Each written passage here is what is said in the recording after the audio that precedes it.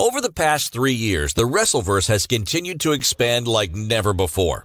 Sanctioned and unsanctioned fight leagues, wrestling promotions, underground fight clubs, and narrative correctors. The Wrestleverse continues to become ever more connected with each passing second, opening doors to dream matches fans never thought were possible. Now, fight promotions across the globe are allowing wrestlers to compete in competitive markets, creating a broader portfolio for the competitors and a hell of a lot of amazing fight cards for the Wrestleverse. This is a Wrestleverse Top 10.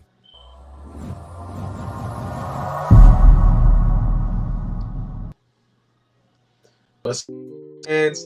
It's your boy Tijon. Oh, greetings from the Wrestleverse, and this is your Wrestleverse Top 10 as promised. I told you guys, I know I missed the top 5 yesterday, so I just wanted to go ahead and do a top 10 to make up for it. That way you get all your news, even the stuff that I missed yesterday, and nobody can get on my ass about it. I feel like that's fair. I think you guys like the top 10s more because I could like talk a little bit more too. You know what I mean? And just a little side note, I did see like that the NXT, if you didn't watch my NXT rundown that I did this morning, I did see that the ratings were at a record low for the year right now. Like nobody liked it. So I see that I'm not the only one that wasn't feeling it. I still don't know what it was. No news came out about what happened. They're probably not going to say. But clearly something was going on in there in NXT last night that it just was not it. So yeah, wasn't feeling it, man. But without further ado, let's get to your news, guys. Let's get right into number 10.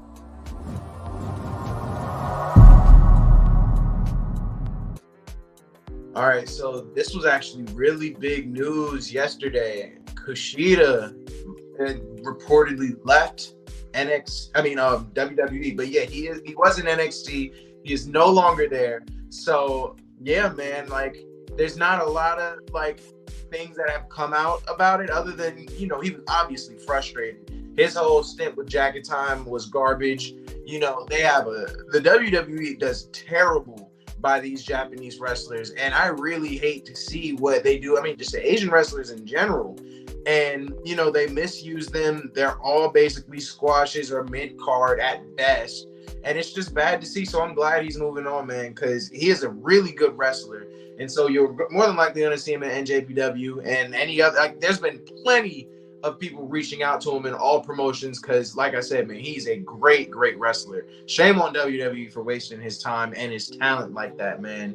But, you know, it's the name of the game, unfortunately. That's really what they do. But I got a comment. What's up, Amashu? Long time, no hear back.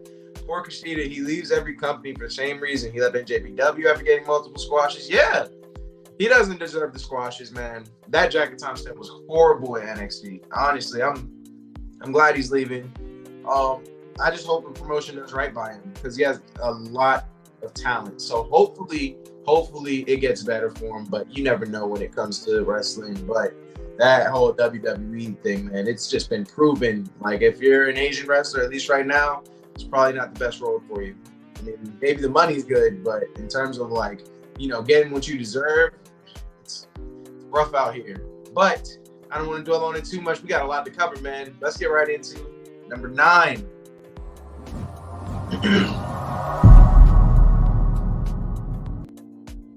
So you guys all heard the same stuff, man. Everybody is missing Bray Wyatt. Apparently. I don't really know if I miss him that much. But, you know, Undertaker came out like, vocally talking about how he hopes that Bray Wyatt comes back to the WWE. AEW apparently wants him. It's some noise coming out for Bray Wyatt. But it's apparently he has a pretty large asking price. He's not going to come back unless he gets the money. And I mean, he was a pretty interesting character for a while, especially in like before I took my break from watching wrestling. Like the Wyatt family was like one of the most entertaining things to me to watch on WWE. So I can see why he's demanding all this money. So hopefully, you know, they come to some kind of consensus. I don't know if this character will get that big again, but he is a very talented dude, and you know, he does know how to work a crowd. So yeah, man. I hope that, you know, they come to some kind of agreement, and wherever he goes, he probably would do better in AEW, but that WWE stint was pretty dope. Not gonna lie. So hopefully there's something there. Hopefully they can get something going. But let's get right into number 8.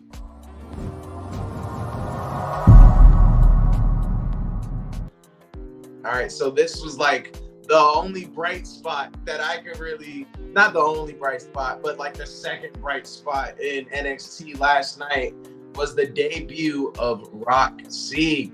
So Roxy was a superstar in ROH. She left and is now in NXT and gets her first win over JC James. So what a good, way to enter into the WWE universe, by beating such a big heel, or that heel group. Now you're involved. Now you're already planted in the story. And you're with my girl Wendy Chu, which is even better. So now I'm a huge fan, so this is going to be dope. I'm super excited for what she can bring. And I mean, we all saw what she was doing at ROH. So what she's about to do in NXT, hopefully WWE does not screw her and put her just like in the mid card. Hopefully they give her time to shine because she has a whole lot of potential and she's young. So definitely looking forward to seeing her. She's got a whole lot to offer. Got another comment. Let's go ahead and see. Mashi, what's up? Roxy had one match on Level Up and debuted ASAP. Yeah, super good stuff. I didn't even know. Actually, I did hear that she had a match on Level Up. And I mean, she's super good. She's super good. So, I mean, that was literally just like testing the waters. But I mean, we all knew she had that in the bag. So yeah, bro. There's no doubts at all. She's gonna do well in the WWE as long as the creatives don't screw her over. And speaking of the creatives, that goes right into Cora Jade's position is in danger now. Ooh, I don't think so. I think they're gonna move Cora Jade up first. But you're messing up my segue. Enough. We're going into number 7.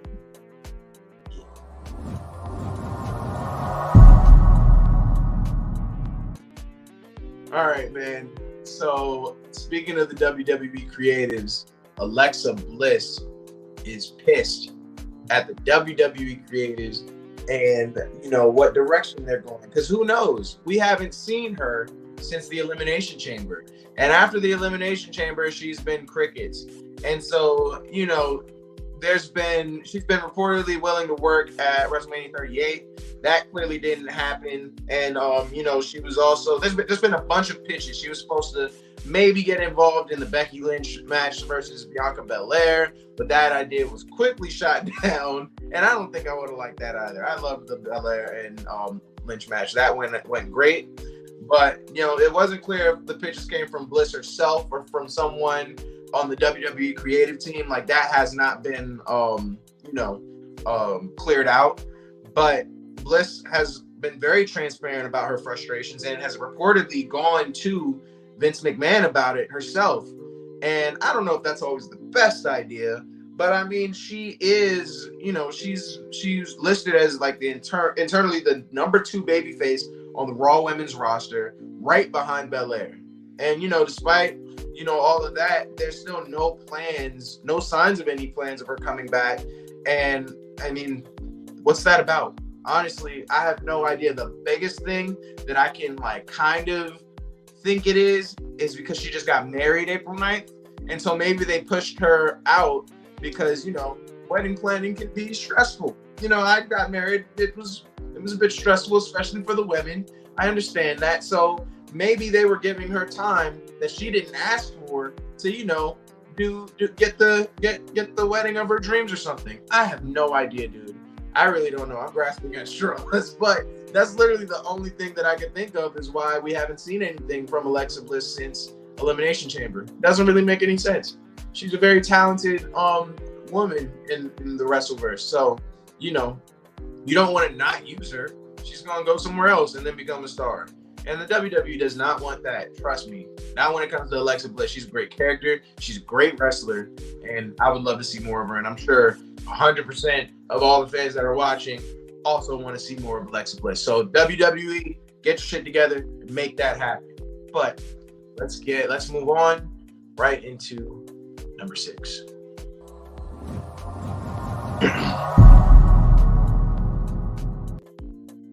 Get ready to show your age, guys, because wow, this is an accomplishment and a feat that I was not ready to hear. Randy Orton has been in the WWE for 20 years now. 2 decades of watching the Viper, the Legend Killer, whatever you want to call him. 20 years of watching him in the WWE. That is huge, bro. Absolutely ridiculous. And I mean, they're giving him a full week, to celebrate this. So he originally signed in 2001 and had his first official appearance in March 16, 2002 at the WrestleMania X8 Fan Access, where he took a loss to Tommy Dreamer. That was his very first one. Didn't see it on TV. His very first TV debut came on April 25th, 2002, SmackDown, where he beat Hardcore Holly. So wow, dude, 2002. Literally, that's his first TV debut, and we are now in 2022, bro. That is insane that he's been involved in the Wrestleverse that long alone. And he's been giving us classics like nonstop since. So thank God that they're actually, giving him, his props, man, because he could have left a long time ago and still been in the Hall of Fame. He's the first ballot Hall of Famer. No questions asked. He's giving us nothing but classics, bro. And I think that people are really taking it for granted just because he's still in it and he looks just as good as he's always looked. Like, he doesn't seem to be slowing down. So yeah, man, definitely go on Twitter and use that Orton Week hashtag and reminisce with everybody else, because that's what everybody's doing right now. They're putting up pictures, unseen photos, throwback clips, all of it, supercut episodes. They're doing Orton themed WWE top 10. Like, dude, it's crazy. It's crazy what they're doing for him, but I'm super happy for him. He deserves it. Nobody can match Randy Orton from 04 to 09. A menace, a GOAT. I think that that's the best thing that you can say about him. Yes, a menace. Because, boy, we loved to hate him in that time period, didn't we? Like, wow. This man had us stressed. But, dude, yeah, definitely GOAT. Especially during that era. Like, awesome. Super awesome to watch. But speaking of Randy Orton, too, you know that that him and Riddle of RK Bro are going to defend their titles against the Usos, and that's coming up for Backlash. So we're definitely going to tune in for that. They better not screw my mans up, and I feel like they're going to. I feel like they're going to screw him in, that the Usos are going to take it, because they like to give us good news like this and take it all away. So I'm bracing myself. I'm not going to lie to you. I'm bracing for some heartache and some stress. But let's just hope that doesn't happen. It's just woosah, keep calm, and we're just going to move right into number 5.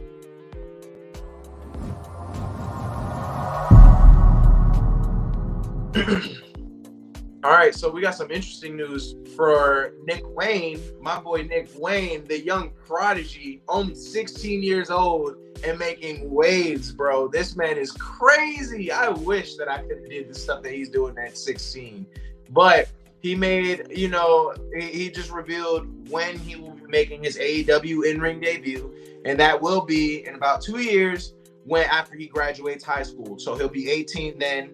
And he also made it clear that he also wants to fight Darby Allin, which I think is dope. He's apparently known Darby Allin for an extremely long time. Darby Allin apparently trained with Nick's father, the late Buddy Wayne.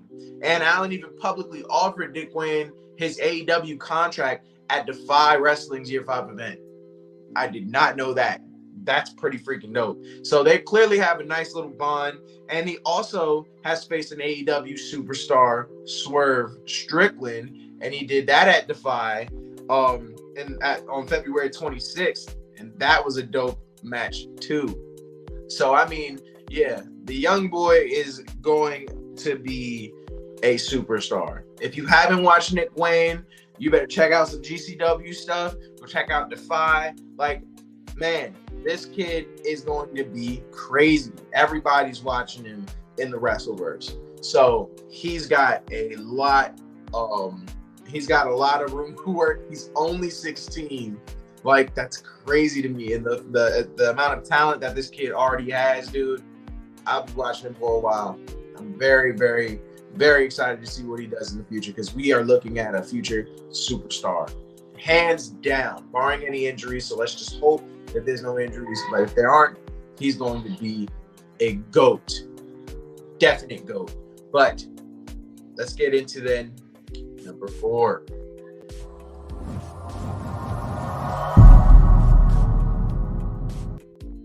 Man, I was so happy to hear this one, boy. Y'all know how I feel about my boy Stone Cold.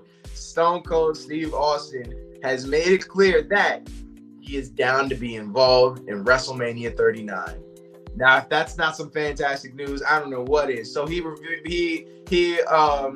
said on an interview in the Brewbound podcast that he is 100% healthy, and he just was like reflecting on WrestleMania 38, and you know, he just is actually down to be involved in some capacity at WrestleMania 39. He knows that's going to be another mega event, just like this one was, and he's just looking forward to getting that, you know, that spotlight again at WrestleMania 39. But he also made it clear that he didn't book himself for 38. It was all Vince McMahon's idea. So you can thank Vinnie Mac again for something that we've been wanting for a minute. So he said that he won't insert himself on 39.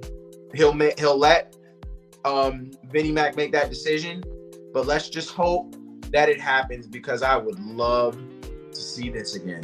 And I know everybody would. That would be so effing cool to see these two in the ring again. And dude, let The Rock take one last stunner. Oh, I would love it. I would absolutely love it. Yeah, I'm super excited if you couldn't tell. I was so happy to hear that he's healthy for one, and that he's down to return again. And like in WrestleMania, I mean, I'll wait a year just to see him do something like he did this year. It was awesome. He looked like he was enjoying WrestleMania 38. Good to see him out. Yeah, exactly. He did. He looked like he was having a ball. He drank like 2 cases of beer. Who wouldn't have a good time with that? Bro, and bring Pat McAfee back. I need him to be there too, just because, just for the fun of it. Let it happen, bro. I am down. I'm 100% down with this. But we got some even bigger news at number 3.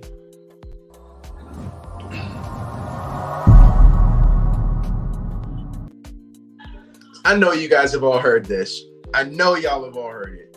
But who wouldn't have already suspected this? The WWE wants FTR back. I mean, are they gonna get them back? I don't know. I won't say I doubt it. But you know, originally they were at NXT. Harwood actually was there in 2012, and Wheeler came in 2014.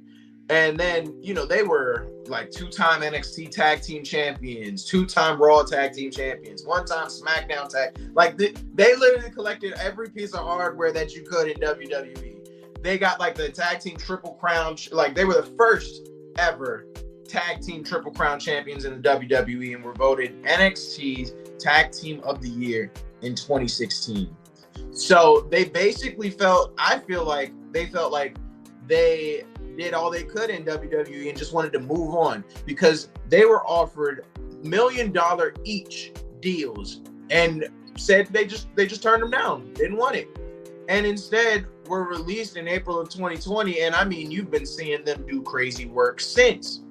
And now, you know, with the crazy amount of stuff that they're doing now, of course the WWE is willing to do even more than before. I'm sure they're looking at multi-millions, easily looking at multi-millions.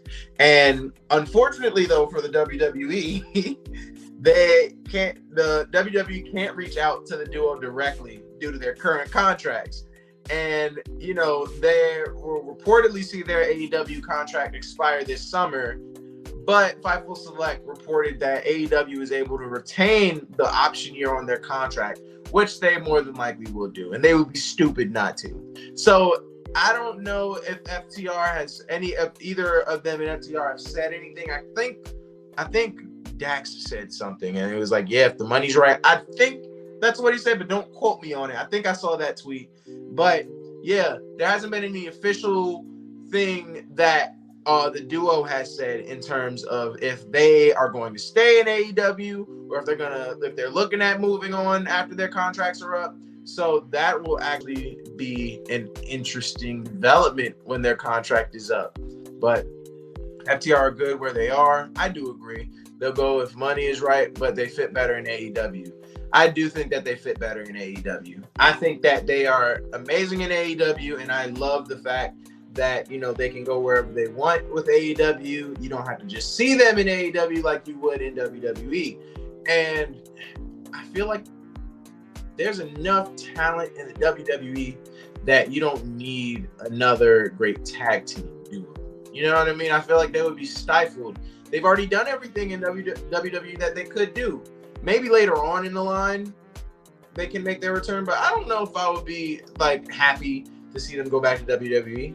Let them continue to like bring everybody up around them and just be dogs in the independent circuits as well as in AEW. I think that that's the better move. That's my personal opinion. So I'm right there with you, I'm not sure that we can agree on. I will say that, but let's get right into number 2.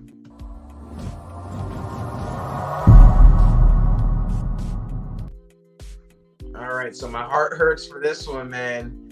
Io Shirai is apparently injured, and there were rumors that she was supposed to be getting a call up to SmackDown because she was into like some SmackDown Dark episodes, or SmackDown Dark matches, I should say. But apparently she suffered a leg injury. Somebody saw it on Twitter and posted this picture of her enjoying Easter dinner or lunch or whatever with a few other Japanese stars that you may recognize here. And you may not see Io Shirai, but that's her boot and some crutches in that bottom right corner right there. She apparently hurt herself at in her fatal four-way match for the title in NXT Stand and Deliver. And there was a video actually that, my videos don't work, but she did a moonsault and it caught on the broadcaster's table. Like one of her legs hit that table, and I'm sure that probably fractured or broke something. So that's probably why you see her in that boot. I hope that she can recover because I would love to actually see her in SmackDown. And I heard Ricochet's been talking shit. So I would love to see her prove Ricochet wrong and go out there and do some super fantastic moves, the same stuff that Ricochet does, because she has the talent. She's super agile and she's so much fun to watch. Get her up out of NXT. Give her an English translator to help her learn some mic skills for us Americans that want to hear her talk trash, but we just can't get over that thick Japanese accent. I would really love to hear her and what she has to say. So hopefully it gets better. Okay, 1 second. I don't even know what that was. We'll fix that in post. Anyway, let's get into some comments. Io is crazy good. Her leg injury came at the start of the match, and she still finished the match. That just shows you how super talented she is, bro. The fan's tough. The fact that, because I didn't even notice it. Like, there was no limp. There was nothing. So maybe it was the adrenaline that kept her going. I have no idea. But when I saw the video, I was like, oh, yeah, that was probably painful.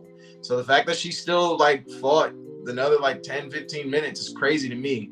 But that just goes to show you, Io is ready, bro. She's been ready. I think she should have gotten a call up. But, it sucks that this is probably going to impede that some more. But hopefully they do right by her when she does come back. As long as she shows that she's she'll be good to go. And hold on, one more. She don't need good mic skills. Yeah. You're right, but look at what they're doing to us.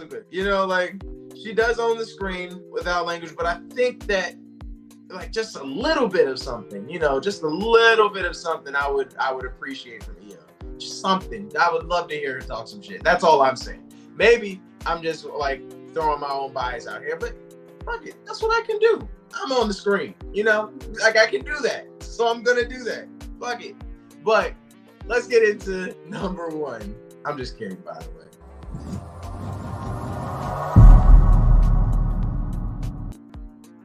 All right, man. I love this just because, bro, Tony Khan is fucking hilarious, and he does not even mean to be. So Tony Khan has apparently hired some IT specialists to look into the anti-AEW bots on Twitter. Like, are you kidding me, bro? He has doubled down on TV Insider and said that a lot of their engagement, the retweets, likes, people responding and signal boosting for what they're saying, he's like, those are bots. You got a network of a few people with a lot of identities powered by a bunch of bots. And he says he's not making this up. He said he's hired IT experts that put together a much more sophisticated explanation than he's capable of giving. And he ends it with something that completely discredits him. It's a real thing, or I wouldn't have brought it up. I have a pretty good reputation in this business for honesty. If that isn't the most trolling thing I have ever heard, if you ever have to say, I have a pretty good reputation in this business for honesty, that means that you're a fucking liar. Like, what? You can't say that and think that people are gonna believe you. Why would you say that? Like, it was so unnecessary. So unnecessary. I completely agree with you, bro. I don't know why he's like this, but it's so fucking funny. I mean, I think that this just makes people want to watch AEW. Like, it's genius marketing. But I don't even think that he means for it to be. I think he's 100% serious. But yeah, man. Yeah, we all must be bots. Because I think everybody has complaints. Let's ask Billy. Whenever we see Billy again, man, we're going to have to talk to him about this. Because I need to know. Are we bots? Are we all bots? Have I been living a lie? Are we part of a simulation? Is that what we're all getting at? If we're not all multimillionaires and can't own goddamn wrestling promotions, we're just bots, bro. Apparently. I have no idea. But that's all I got for you guys tonight, man. Thank you guys, as always, for tuning in to the top 10s. And, oh, I do see this comment. So before, I wrap this up. I know, man. I know. We have all these crazy timings. We're working it out. We do still have stuff, planned out for 11. It's just crazy right now for Take It to the Ring, But I'm here. So you can check us out still on, YouTube, Twitter, Twitch, all that, Facebook, whatever you guys watch it on, I'm here. I'm still here. We're working. We're still doing it. And we're live tweeting everything. Oh, Billy likes Hannah J. She's from AEW. So he's not gonna have any complaints. Man, Billy be complaining. I don't want to hear that. Don't say that. Don't make it sound like I'm the guy that I'm just gonna have all the complaints. I can see why you say it, though. I can see why you say it. I'll own that. Fuck it. Whatever. I'll be that guy. But I'm just saying, Billy can be that guy, too. You're not going to have me just, argue with myself. But thank you guys for watching, man. Thank you guys for tuning in to another great episode of Top 10. I love doing the Top 10s. These are fun. But, yeah, man, as always, like, share, comment, and subscribe. And Take It to the Ring. Follow us on Instagram and Twitter. As always, guys, we'll be live tweeting. I know AEW's tonight. That's going to get live tweeted. There will be a rundown every morning, 8 a.m. We're going to do shoot sessions at 1. We're going to do everything. And we got top 10s at 11 a.m. I believe. It's just a lot. Check the schedule on Twitter and on YouTube. It's there. I promise you guys. But you'll be seeing me. I will be doing the top 5 again tomorrow. But until next time, guys, it's your boy T-John. Keep it real.